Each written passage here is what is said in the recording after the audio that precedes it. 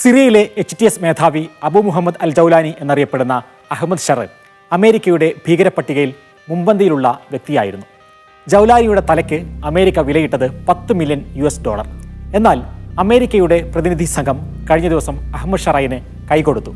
അമേരിക്കയ്ക്ക് ഇനി അഹമ്മദ് ഷർ ഭീകരനല്ല. ഭീകരതയും ഭീകരവാദിയെയും അമേരിക്ക തീരുമാനിക്കുന്നത് എങ്ങനെയാണ് നോക്കാം. ദേശാന്തരത്തിലേക്ക് സ്വാഗതം.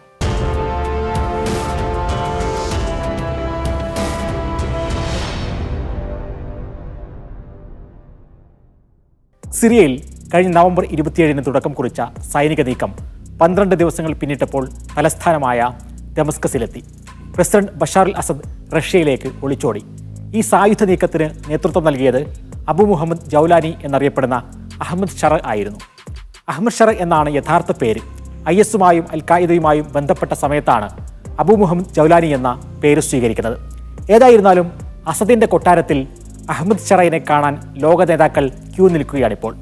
അമേരിക്കയുടെയും ജർമ്മനിയുടെയും മറ്റു യൂറോപ്യൻ രാജ്യങ്ങളുടെയും എല്ലാം പ്രതിനിധികൾ അഹമ്മദ് ഷറവുമായി കൂടിക്കാഴ്ച നടത്തി. പ്രമുഖ അന്താരാഷ്ട്ര ചാനലുകൾ അഹമ്മദ് ഷറയിൻ്റെ ആഭിമുഖ്യത്തിനായി മത്സരിക്കുന്നു. ആധുനിക സ്യൂട്ടണിഞ്ഞ് ശാന്തനായി തികഞ്ഞ പക്വതയോടെ HTSന്റെ നിലപാടുകൾ, ഭാവി സിറിയയെക്കുറിച്ചുള്ള കാഴ്ചപ്പാടുകൾ അഹമ്മദ് ഷർ വിശദീകരിക്കുന്നു. എല്ലാവരെയും ഉൾക്കൊള്ളുന്ന ഭരണമാണ് ലക്ഷ്യമെന്നും സ്ത്രീ വിദ്യാഭ്യാസത്തിന് പ്രോത്സാഹനം നൽകുമെന്നും ന്യൂനപക്ഷത്തിന് പ്രത്യേക പരിഗണന നൽകുമെന്നും അഹമ്മദ് ഷർ പറയുന്നുണ്ട്. അഹമ്മദ് ഷറയിന് ഇപ്പോൾ 42 വയസ്സാണ് പ്രായം. 2 പതിറ്റാണ്ട് നീണ്ട പോരാട്ടത്തിനൊടുവിലാണ് അഹമ്മദ് ഷർ ഇപ്പോഴത്തെ ശാന്തഭാവത്തിലെത്തിയത്. 2003-ൽ അമേരിക്ക ഇറാഖിൽ അധിനിവേശം നടത്തിയ സമയത്താണ് നാടും പഠനവും ഉപേക്ഷിച്ച് അഹമ്മദ് ഷർ ഇറാഖിലെത്തിയത്. 2011-ൽ സ്വന്തം നാട്ടിൽ ജനങ്ങൾ അസദിനെതിരെ പ്രക്ഷോഭം തുടങ്ങിയപ്പോൾ സിറിയയിലേക്ക് തിരിച്ചെത്തി. ജബ്ഹത്ത് നുസ്ര എന്ന പേരിൽ ഒരു സംഘടന രൂപീകരിച്ചു. ഇറാഖിലെ IS-ന്റെ നിർദ്ദേശപ്രകാരമായിരുന്നു ഈ സംഘടനയുടെ രൂപീകരണം. 2013-ൽ IS-ഉം അൽ-ഖായിദയും തമ്മിൽ ഭിന്നത ശക്തമായി. അഹമ്മദ് ഷറയിൻ്റെ അന്നുസ്ര ഐമൻ സവാഹിരി നേതൃത്വം നൽകിയ അൽ-ഖായിദക്കൊപ്പമാണ് നിന്നത്. 2016-ലാണ് അഹമ്മദ് ഷർ ഭീകര സംഘടനകളുമായുള്ള ബന്ധം വിച്ഛേദിക്കുന്നതായി പ്രഖ്യാപിക്കുന്നത്. ജബ്ഹത്ത് നുസ്ര അൽ-ഖായിദയുമായും IS-ഉമായുള്ള ബന്ധം വേർപ്പെടുത്തി. പോരാട്ടം മാത്രമല്ല സംഘടനയുടെ ലക്ഷ്യമെന്നും IS-ന്റെ മതന്യൂനപക്ഷങ്ങളോടുള്ള സമീപനം തെറ്റാണെന്നും വാദിച്ചായിരുന്നു വേറിട്ട വഴി തെരഞ്ഞെടുത്തത്. 2017 ജനുവരി 28-നാണ് ഹൈഅത്തു തഹ്രീർ ഷാം എന്ന പേരിൽ അഹമ്മദ് ഷർ പുതിയ സംഘടന പ്രഖ്യാപിക്കുന്നത്. സിറിയയിലെ വിവിധ വിമത സംഘങ്ങളെ ഒന്നിച്ചു ചേർത്തായിരുന്നു പുതിയ സംഘടന. ഈ കൂട്ടായ്മയായിരുന്നു 8 വർഷത്തിലേറെ കാലമായി സിറിയയിലെ ഇദ്ലിബ് പ്രവിശ്യ ഭരിച്ചിരുന്നത്. സംഘടനയ്ക്ക് നിയന്ത്രണമുള്ള പ്രദേശങ്ങളിൽ നിന്ന് വരുമാനം സ്വരൂപിക്കാനും HTS തുടങ്ങി. ആ മേഖലകളിൽ നിന്ന് എണ്ണ വ്യാപാരത്തിൽ നിന്നായിരുന്നു പണം ലഭിച്ചിരുന്നത്.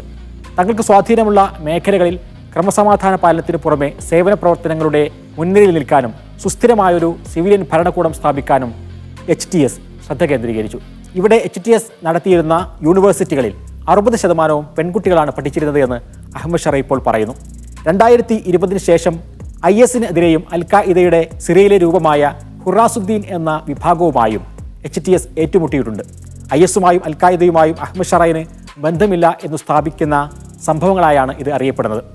IS, അൽ-ഖായിദ എന്നീ സംഘടനകൾ മുന്നോട്ട് വെക്കുന്ന ഗ്ലോബൽ ജിഹാദ് മുദ്രാവാക്യങ്ങൾ അഹമ്മദ് ഷർ നേരത്തെ തന്നെ തള്ളിയിട്ടുണ്ട്. സിറിയയിൽ അസദിനെ വീഴ്ത്തുക, അതിനൊപ്പം ഇതേ ആശയമുള്ള മറ്റു സംഘടനകളെ കൂടെ നിർത്തുക എന്നതിൽ ഊന്നിയാണ് കഴിഞ്ഞ കുറേ വർഷമായി അഹമ്മദ് ഷർ പ്രവർത്തിക്കുന്നത്. പക്ഷേ ഇക്കാലത്തൊക്കെ അമേരിക്കയും പാശ്ചാത്യ രാജ്യങ്ങളും അഹമ്മദ് ഷറയിനെ ഭീകരവാദിയായും HTS-നെ ഭീകരപ്രസ്ഥാനവുമായിട്ടാണ് കണക്കാക്കിയിരുന്നത്. ഇതെല്ലാം അഹമ്മദ് ഷറയിൻ്റെ അടവും തന്ത്രവുമാണെന്ന് അമേരിക്ക വിശദീകരിച്ചിരുന്നു. പക്ഷേ സിറിയ HTS പിടിച്ചതോടെ എല്ലാ പിന്തുണയുമായും രംഗത്തു വരികയാണ് അമേരിക്ക. ഈ ഭരണമാറ്റത്തിന് HTS-ന് പിന്നിൽ സഹായിച്ചത് ആരാണ് എന്ന തർക്കം അന്താരാഷ്ട്ര രംഗത്ത് സജീവമാണ്. പക്ഷേ HTS നേതൃത്വവുമായി കഴിഞ്ഞയാഴ്ച അമേരിക്കൻ സംഘം ഡമസ്കസിൽ നേരിട്ട് ചർച്ച നടത്തി. HTS തലവനായ അഹമ്മദ് ഷറയിൻ്റെ തലയ്ക്ക് നിശ്ചയിച്ചിരുന്ന $10 മില്യൺ ഇനാം പിൻവലിക്കുന്നതായും അമേരിക്ക അറിയിച്ചു. HTS-നെ ഭീകരപ്പട്ടികയിൽ ഉൾപ്പെടുത്തിയ നയം നീക്കണമെന്നും സിറിയയ്ക്കുമേലുള്ള ഉപരോധം അവസാനിപ്പിക്കണമെന്നും HTS അങ്ങോട്ട് ആവശ്യപ്പെട്ടിട്ടുണ്ട്. HTS-നെ ഭീകരപ്പട്ടികയിൽ നിന്ന് നീക്കുന്ന കാര്യം പരിഗണനയിൽ ആണ് എന്ന് തന്നെയാണ് അമേരിക്കൻ ഉദ്യോഗസ്ഥരും പറയുന്നത്.